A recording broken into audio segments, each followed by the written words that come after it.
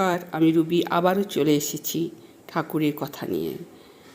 আমার ভিডিও যদি ভালো লেগে থাকে অবশ্যই লাইক কমেন্ট করবেন, আর যারা এখনও সাবস্ক্রাইব করেনি প্লিজ একটা সাবস্ক্রাইব করবেন। এখন মন্দিরে পূজা করে না গদাধর, মনের খুশিতে মায়ের আরাধনায় গান গায়।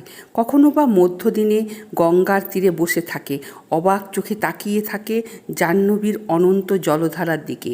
কখনো একা একা কাঁদে, দু চোখ ভেসে যায় অন্তরের বেদনায়। গদাধরের পরিচিত এক বৈষ্ণবী বাবাজি দক্ষিণেশ্বরে এসেছেন। তিনি পুরীধামে গিয়েছিলেন, ফেরার পথে এসেছিলেন কামারপুকুরে। চন্দ্রামণির সঙ্গে দেখা হয়েছে, কত কথা হয়েছে ওই মহিলার সাথে। কথায় কথায় গদাধরকে উনি বলেন, মা বারবার করে বলেছেন আপনাকে একবার দেশে যেতে হবে।